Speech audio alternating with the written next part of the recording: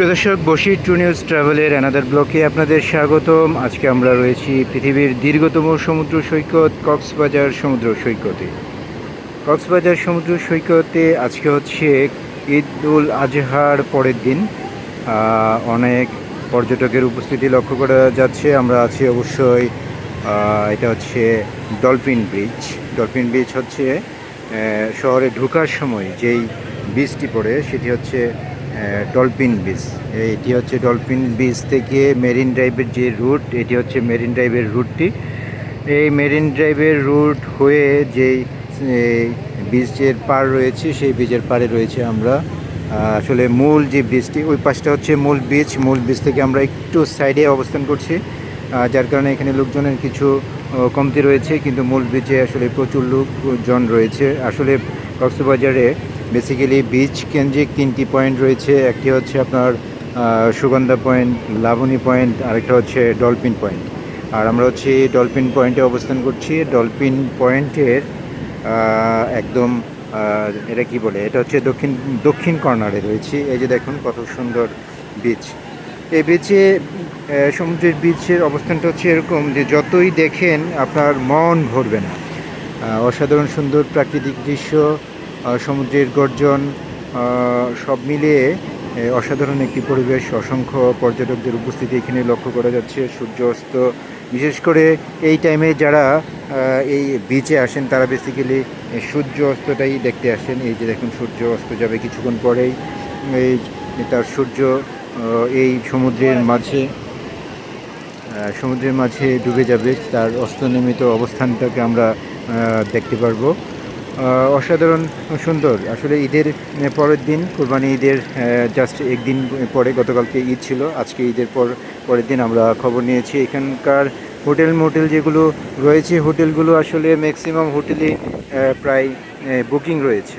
এগুলো একেবারে সমুদ্রের পাড় ঘেঁষে দেখতে পাচ্ছেন। এগুলো একেবারে সমুদ্রের পাড় ঘেঁষে এই হোটেল রেস্টুরেন্টগুলো অবস্থান। একেবারে সমুদ্রের পাড়ে বেসিক্যালি হচ্ছে আপনার এই ডলফিন বিচ ছাড়া অন্য কোথাও এতটা কাছে কোনো হোটেল নেই। ওই পাশে, এই পাশটাতে রয়েছে আপনার সুগন্ধা বিচ, তারপরে রয়েছে লাবণী পয়েন্ট। সুগন্ধা লাবণী পয়েন্টে কিন্তু এতটা কাছ থেকে সমুদ্র দেখা যায় না। এখান থেকে একেবারে জানালা খুলেই আপনি সমুদ্র দেখতে পারবেন। আর হচ্ছে আমরা এখানে অসংখ্য হকারের উপস্থিতি লক্ষ্য করতেছি। অসংখ্য হকার রয়েছে। হকাররা বিভিন্ন কিছু, বিশেষ করে ঝালমুড়ি, এখানে ঘোড়া সাওয়ারি আছে, কিছু লোকজন আছে যারা ঘোড়া নিয়ে ঘোরাঘুরি করছে, কিছু আছে এখানে গাড়ি নিয়ে ব্যস্ত, গাড়ি নিয়ে ঘোরাঘুরি করতেছে। এই যে আপনারা দেখতে পাচ্ছেন এই গাড়িগুলো এখানে বিচের এই বালিমাটিতেই চড়ে।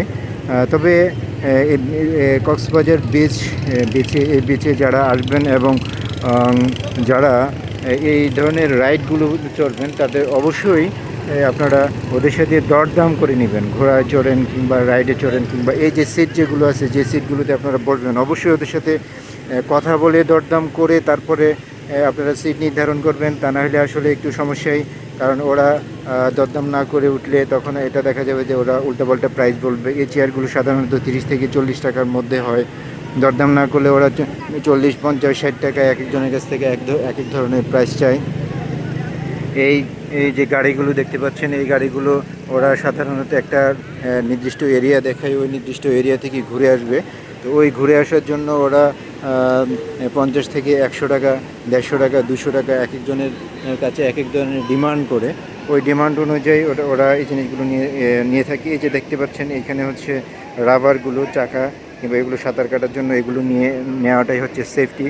তো এইগুলো নেওয়ার ক্ষেত্রেও আপনার সেম একই অবস্থা, আপনাকে অবশ্যই দরদাম করে নিতে হবে। তাছাড়া সমুদ্রে রয়েছে কিছু আপনার স্পিড বোট রয়েছে। ওই স্পিড বোটগুলোর ক্ষেত্রে তবে শুধু আলাদা আলাদা বললে আসলে অনেক কিছুই বলতে হয়। তবে আপনাদেরকে ওভারঅল বলবো, আপনারা যাই করেন এই বিচে এসে আপনারা যে কোনো রাইডে চড়েন, ইভেন একেবারে টমটম থেকে শুরু করে, যদি টমটমেও উঠেন তারপরেও আমি বলবো যে আপনারা অবশ্যই দরদাম করে উঠবেন। দরদাম না করে উঠলে তাদের সাথে আসলে একটু বার্গেনিং করতে হয়, একটু হ্যাচিং পোহাতে হয়। তাহলে অবশ্যই আমাদেরকে এই জিনিসগুলো মাথায় রাখতে হবে। তো দর্শক, থাকুন আমাদের সাথে। কক্সবাজারের এই সুন্দর ভিডিওটুকু আপনারা উপভোগ করুন। ধন্যবাদ সাথে থাকার জন্য।